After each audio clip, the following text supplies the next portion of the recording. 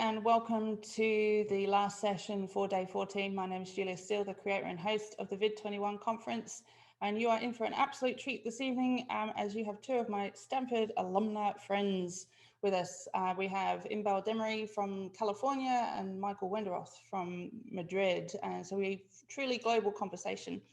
And for people that don't know Inbal and Michael, Inbal is the CEO of Key Factor Consulting, a boutique consulting and executive coaching firm serving leaders and organizations around the globe.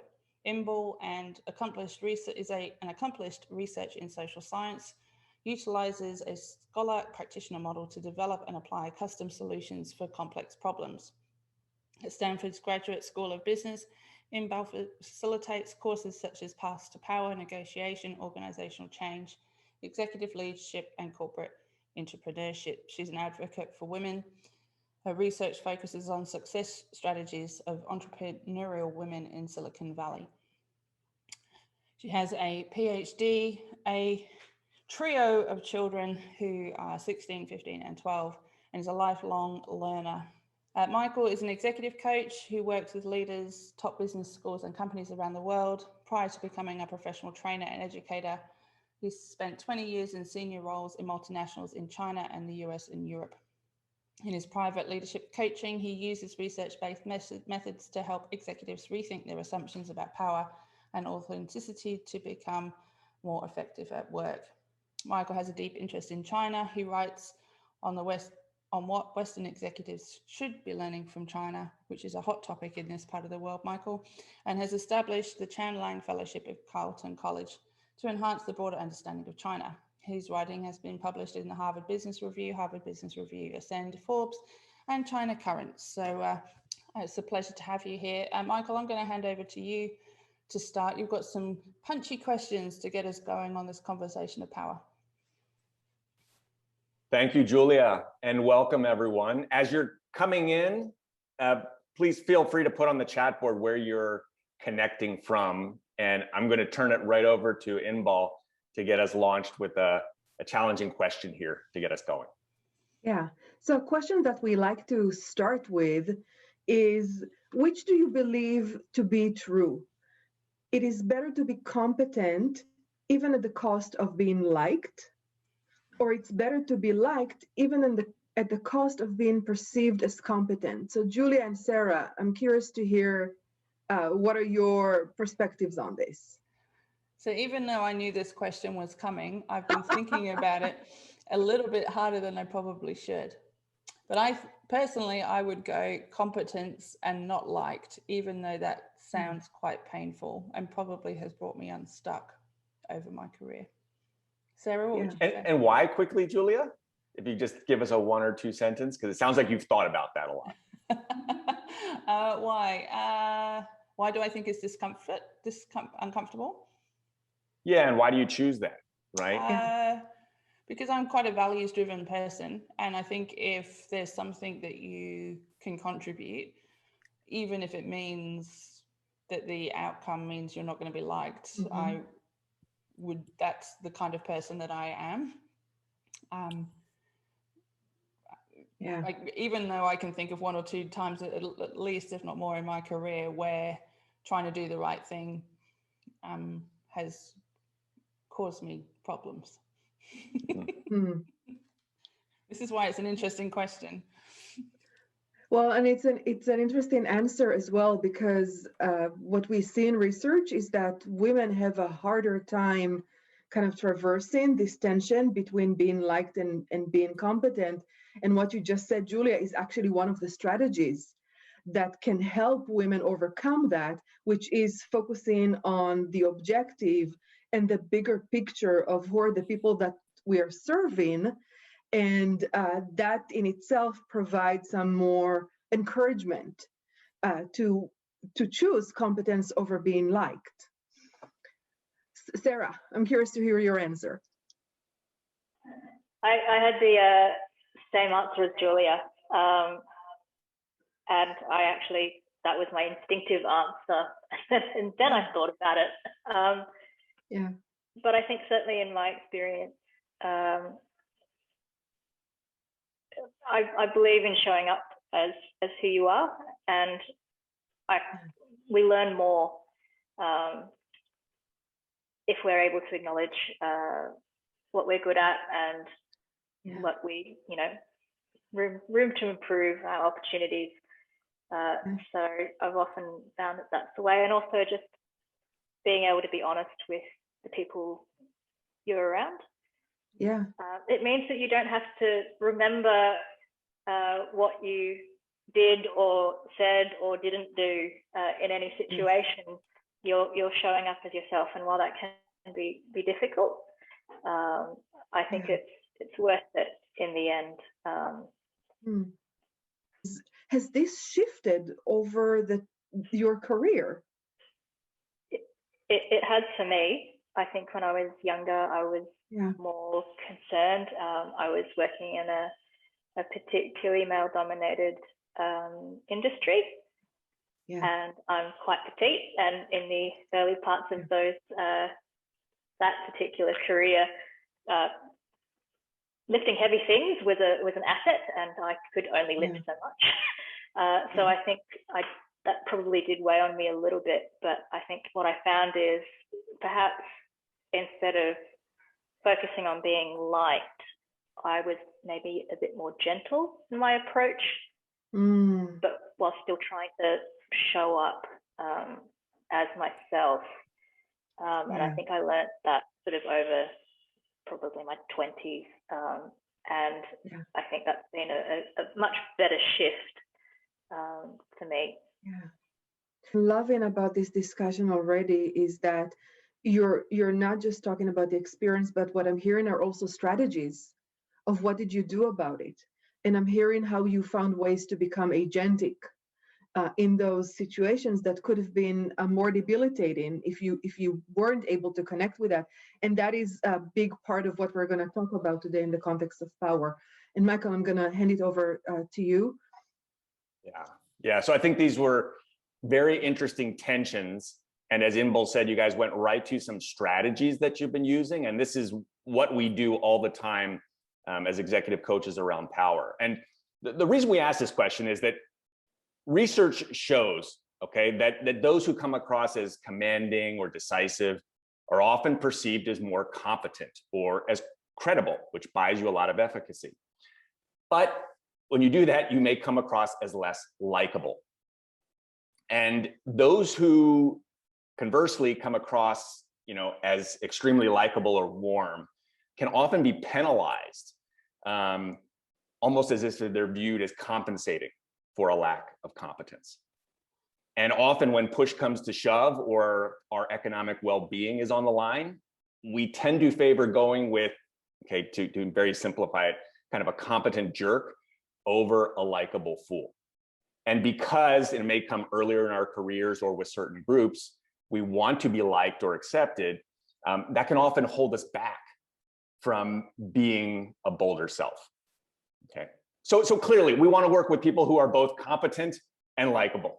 And I think VID is full of people like that. But this inverse correlation between competence and likability, which is embedded in that opening question, is a complex and a charged topic.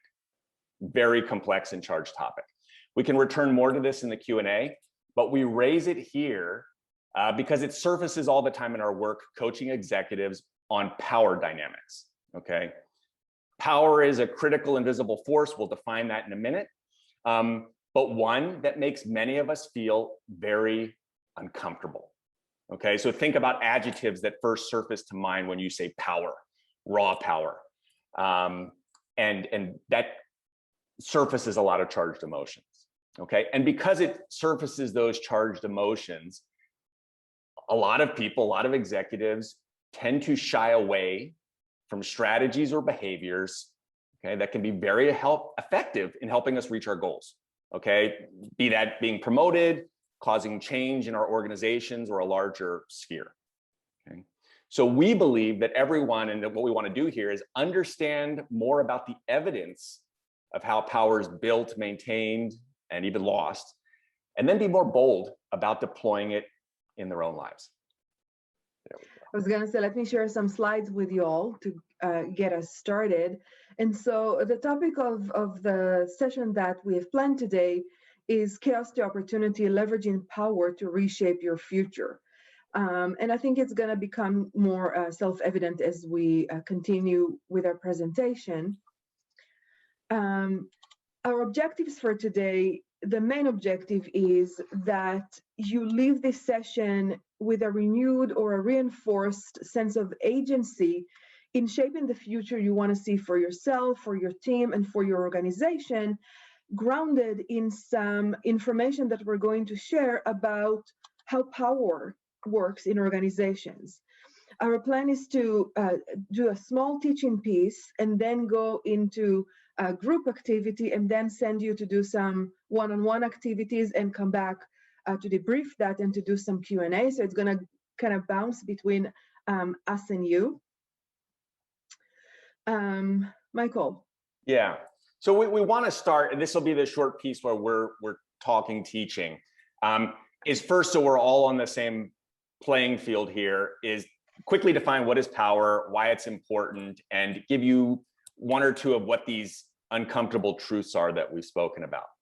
So what is power? The definition there on the screen, but means being able to affect the outcomes you'd like to see through leveraging resources that are available to you. Okay, this is a definition that Inbal uses that we both really like.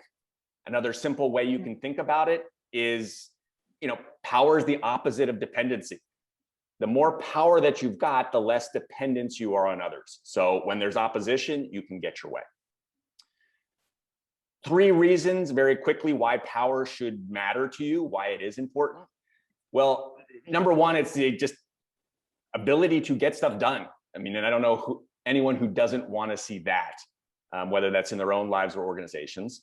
2, it can lead, if you want, to financial gain. And 3rd, which I think is probably more important, particularly as we think about the chaos of the last year, is, hey, if you've got more power, you have more control over your schedule, over how you do your work, how things happen in your organization. And that can lead to less stress and better health.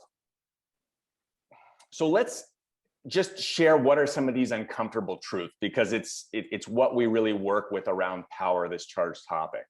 And I would encourage each of you, and you can feel free to put in the chat board, but look around at many of the people leading most organizations. Okay, most, they're clearly outliers. And look at those people who have power. Okay. More often than not, and the research would show this, they are not the humble, heads down, hard workers, even servant leaders that are often held up. Okay. And if we look at 2 examples of the uncomfortable truths, we have a lot of these, but we're just going to focus and give you kind of 2 here. Number 1, research would show that your political skills, okay, more than your hard work, is a far greater determinant of rising and building power within organizations. The research here has been done since the 70s. Okay, and when we say political skills, we're talking about interpersonal influence, your network, your visibility and relationships. So that's a far greater driver that pushes you into the upper echelons. Second uncomfortable truth is a lot around those people who have a higher executive presence. Okay, this is a packed word, but essentially that's your gravitas, your appearance, how you present and communicate. Those who have higher executive presence tend to be more listened to, promoted, held up, and followed.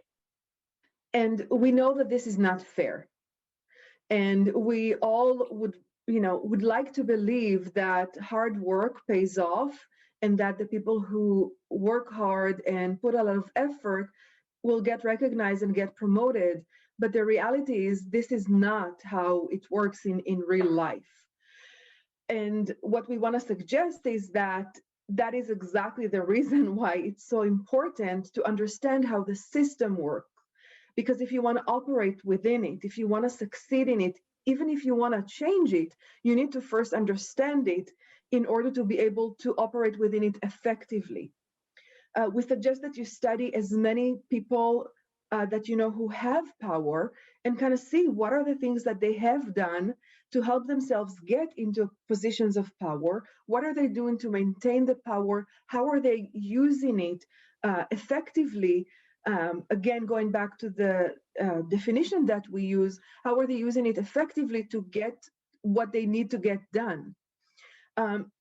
You might not like these people, but this is not about liking.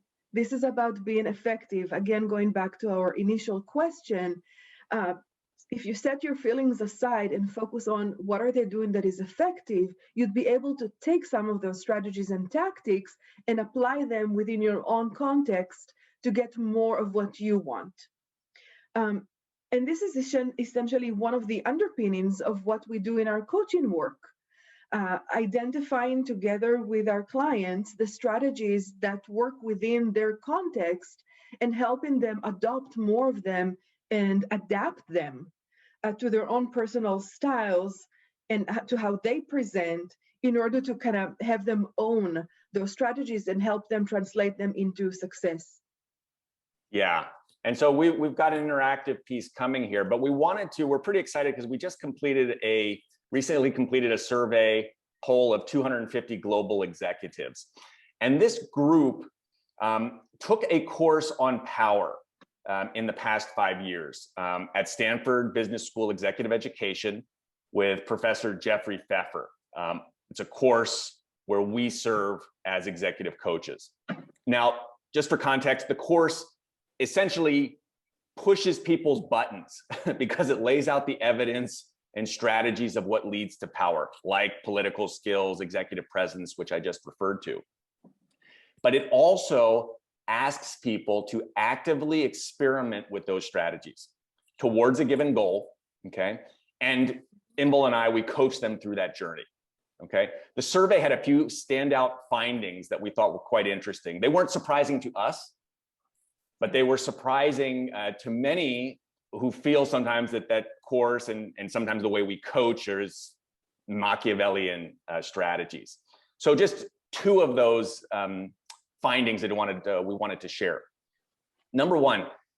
Finding number one is 90% of those polled, 90% strongly agreed or agreed, right? Top two box, that the principles of power that they learned made a strong impact, okay, on their work and professional and personal lives. Now, what was interesting is that women, who were about 40% of that sample versus men, tended to be much more effusive, okay, in the big impact that they said it had on them. So 63% of women in there said it strongly agreed with that statement versus 47% of men, okay? And that's particularly telling.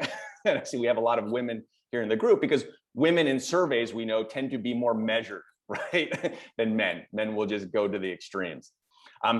This was also echoed with other minority groups, Blacks, Hispanics, Asians versus whites when we segmented the survey.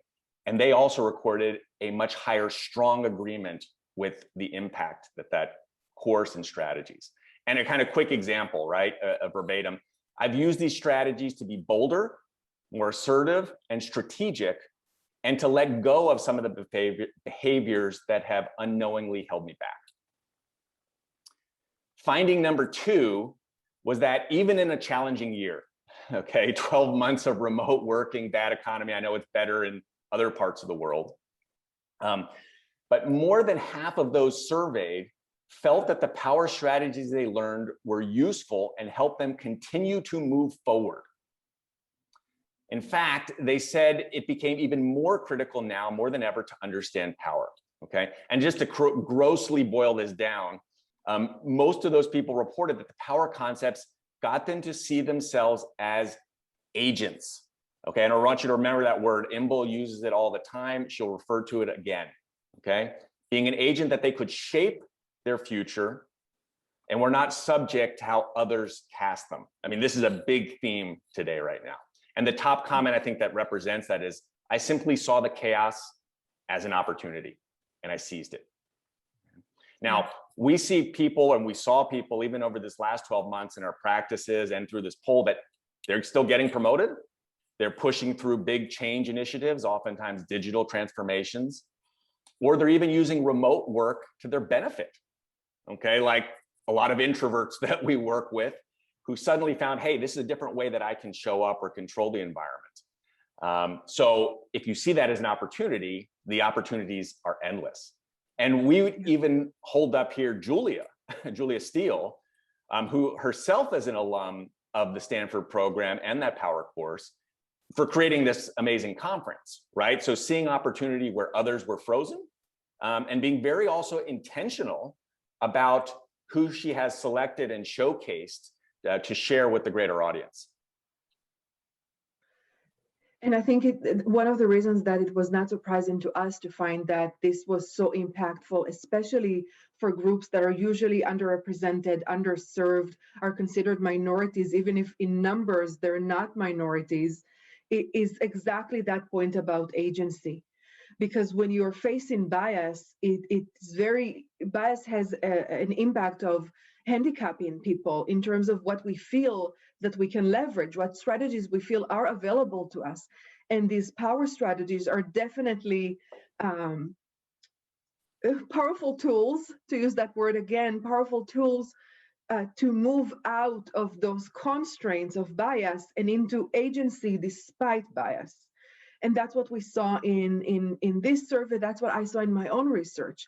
And the sentence I like to use when I sum up this part of a presentation is that power is being done. And if you don't have a seat at the table, you're likely on the menu.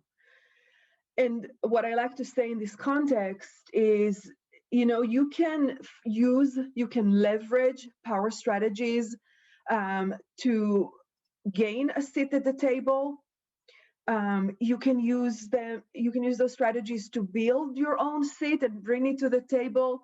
And what I'm starting to do more and more is to tell people, and you can also just build your own table and have other people kind of fight for a seat at your table, right? So go and start your own company, go and launch a project that is so interesting that people are going to want to become a part of it, versus you having to kind of fight for a seat at someone else's table. Building your own table, which Inbal refers to a lot, is really powerful in this idea of creating your own company or so forth. Even creating your own company, being an entrepreneur, power is incredibly important. Okay, and Inbal does a lot of work with entrepreneurs. We are not just talking about large organizations. To be able to have your own business and make people want to come and be part of it and pay for it, you need to have a certain amount of power. Yeah. And that in itself will build you even more power. There is a flywheel effect. So we want to move now to what we chose to focus on. There is a lot of things that we can talk about when we talk about power.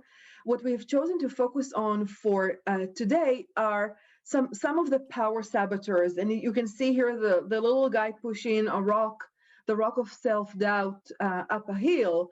And what the power saboteurs do, there are those voices in our head that convince us that that pushing that boulder up a hill is actually a good idea. So I want to invite you to write here in the chat, and I'm going to, Michael, Sarah, and Julie, I'm going to need your assistance reading the chat. Just write in the chat, what do you see in this picture?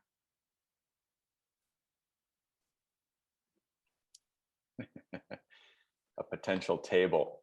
A potential table. Someone needs a chainsaw. Yeah. A resting place.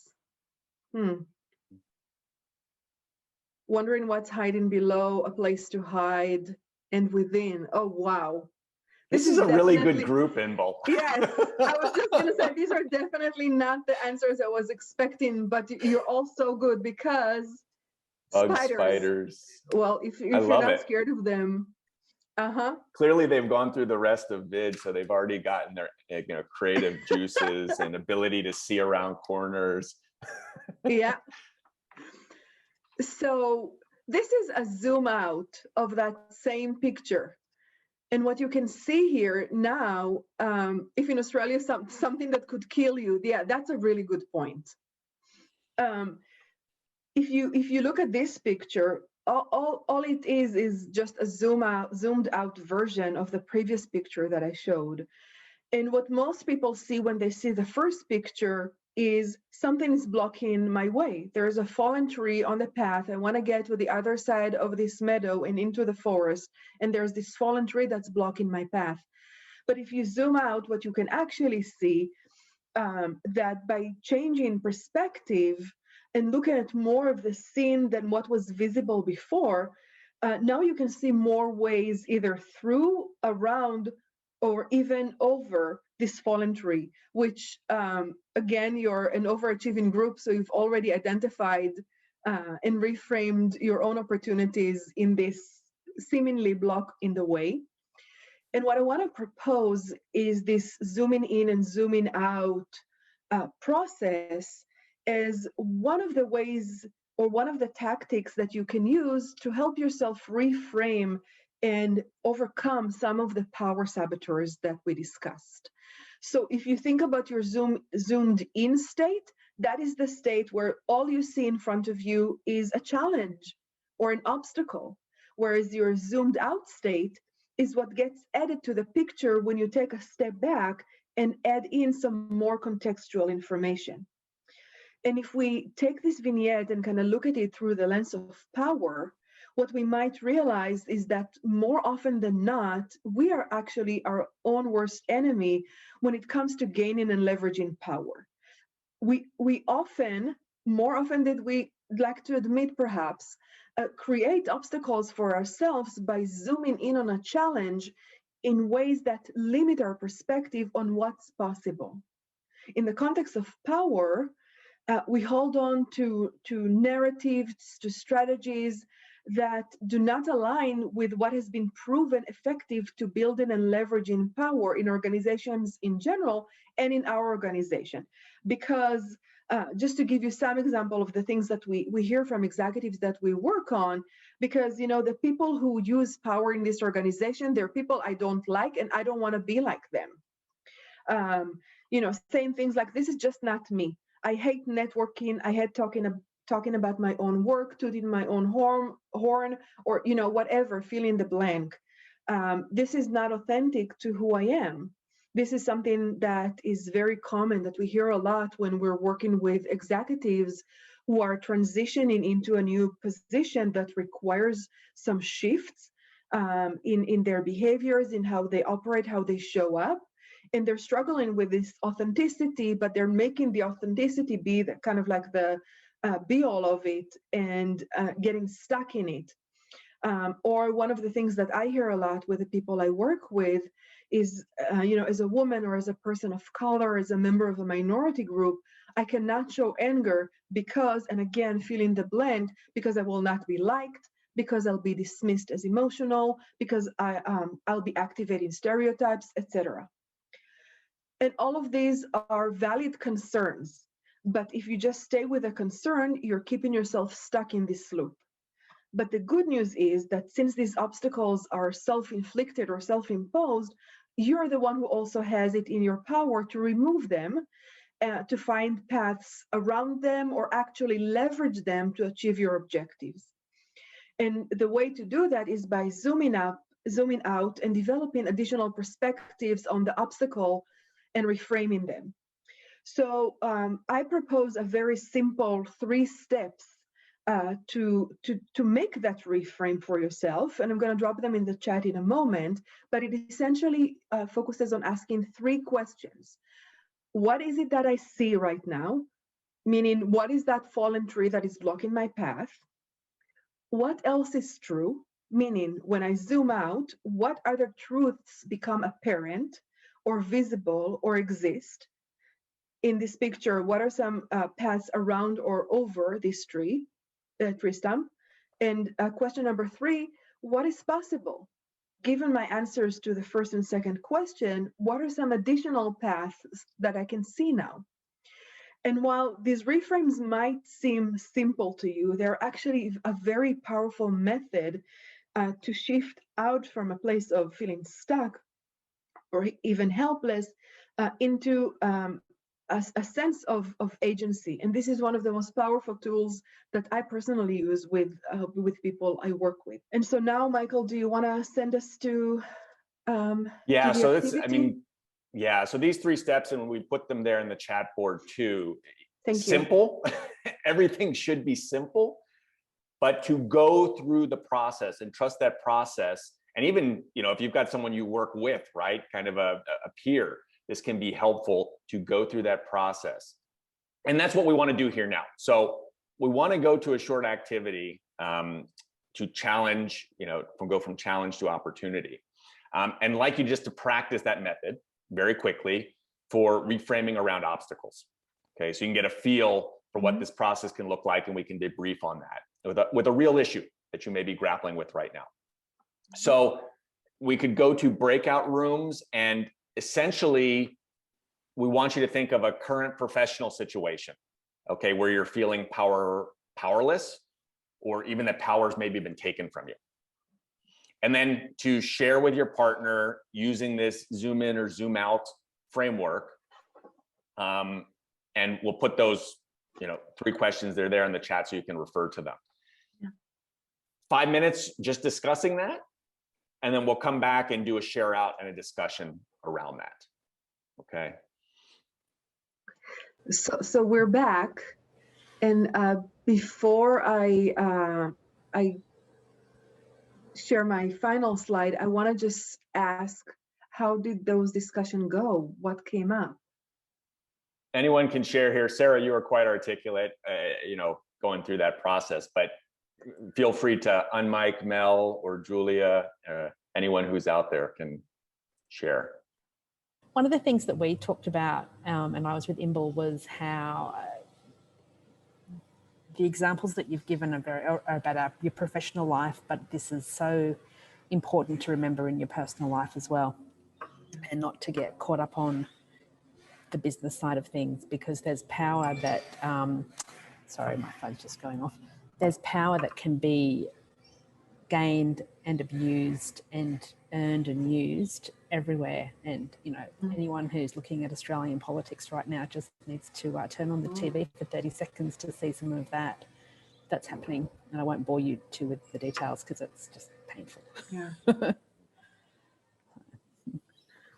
And one of the insights that I thought was interesting in our conversation, Mel, was the experience of people who use power, abuse power, and kind of show up as bullies, but what's actually behind it is a vulnerability, a sense of, or a lack of confidence, a sense of competition, assumptions about other people's intentions. And so one of the things I shared is a sentence that I really like telling my clients, which is, what other people say and do is about them, what you say and do is about you. And kind of helping set the boundaries between, oh, this is not about me, this is about them. And yes. Very often that's what bullies do. And I think a lot of bullies come from a place of fear and often self-loathing. And they need to get out of that themselves. Until they recognize that, they can't be helped or supported, because they need to recognize what is causing that in themselves. Yeah. Sarah, you had a really good reflection. Please share. I was reflecting on my biggest challenge, which is essentially I was made redundant last year. So I decided that I was going to use 2021 as the year that I would think about long and hard what I actually wanted to do. And so as part of, I guess, the zooming out process, I looked across my various careers that I've had before.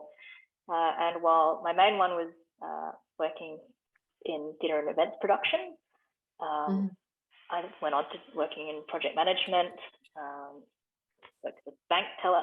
I've done all sorts of weird and quirky jobs, but I realized that the continuous thread that joins all of that for me is I've always wanted to help people achieve their goals. So in a theatre production or events context, creating a platform for others to strut their stuff and have their moment to shine. And in my previous role, as much as I love spreadsheets, but as much as I love the spreadsheets and all of that sort of stuff, I found most rewarding helping my team and helping mentor them through the challenges we had. And last year was a particularly challenging one, but I still found it incredibly rewarding doing that. And on reflection, I think whatever happens next, it will be something helping people to achieve their goals or find that seat at the table or make their own table. I think that was my reflection. And if I can add here, because I thought it was a great reflection and going through the process, those 3 questions. Number one, the zooming out, you've clearly been thinking about this, but the zooming out allowed you to identify some of these key themes that were very important to you. And you allowed yourself to, we talk about this, about being very kind of intentional or strategic, to not force yourself right away to be doing something, but to think about that, kind of the pause. And then, and this is what we really encourage and do in our coaching practices, is you go out and you do things. You might think of those as experiments or whatever. And here you are with VID and identifying elements and yes, creating a platform that is helping a lot of people in a multiplier effect. And that, will help you kind of iterate more quickly towards a solution. But you're being, as Inbal again emphasized, this agentic idea of being an agent and driving your future in what would otherwise, we have people who are frozen, right? And people who are in tough shape. So we don't want to make light of that, but thinking about, hey, what you could do to power forward and get to where you want to go. Yeah. It's I think it's really important. I think we all like to feel like we've got some sense of agency in our lives. So while there's a lot of uncertainty, I think it's important to try and look for the things that are within your control, and that's where you can find ways to build on that. Yeah, I took the power class that Michael and Inbal mentioned at the beginning, and I remember the moment in the class where I suddenly realized that the path that I was on and the table I was trying to sit at was absolutely the wrong table. I'd been in corporate for a long time. I was surrounded by a lot of powerful people that were majority men, but it was, I don't want to make it a gendered conversation, but a lot of powerful people that were playing the political game. And as soon as I understood the difference between the power and the politics, that was when things really started to shift for me. And that whole concept of creating your own table, and that power, there are different types of power, and it's something that you can own. Like, we all have power. Like, no one is more or less powerful than anyone else, really, apart from what we choose to do with it. Was a real eye-opener for me. And it's the point that I decided to leave corporate, so that's how powerful the course was. Well, I'm glad you made that decision, because I would probably not have met you otherwise. You're very good. Yeah, lots of things wouldn't have happened otherwise. Yeah, I think you're such a great example, Julia, because there's that mindset shift that we see. And then, I mean, it's one thing to say, hey, look at VID right now. And it didn't just come out of thin air, right? There was a process and that you have built to get to this point. And clearly this isn't the end point, right? This is a journey. It's going further. So thank you for that. Yeah. We touched on it through Sarah's story, is that this is an iterative process. So you don't start doing power and all of a sudden you become powerful. There's incremental work that gets done, incremental achievements. And the point is starting somewhere. And what we encourage people to do is wherever you are right now, like think of this as like this is your starting point. And what is it going to take for you to make the step to get you to the first, not even like 100 meters line, and then the 200-meter line, etc., until you get to your 5K that you want to run, right? You don't go to the gym and immediately start trying to lift 200 pounds, right? You start with maybe the 5-pounders and potentially build up from that. So think about it like that, as a skill that you're building, and just go and do something. Whatever inspired you from what we shared today, go out and do something with it. And I'm going to share our final slide because it has our contact information, and also this visual that hopefully is memorable enough that you will take away with you. And that's the universe kind of trying to flick you off a cliff. But then there's also the universe with its other palm kind of waiting to catch you. One of the coaches I work with, one of my colleagues, used to say, jump and the net will present itself. So to me, that's what this image kind of connotes. Jump and the net will present itself. It takes just making that first jump and taking that first step. So we invite everyone, feel free to contact us, send us your story of how you've reframed a situation. We really love stories and examples, as well as, feel free to reach out, right? If you know you need to build power, but you're maybe struggling with how to do that.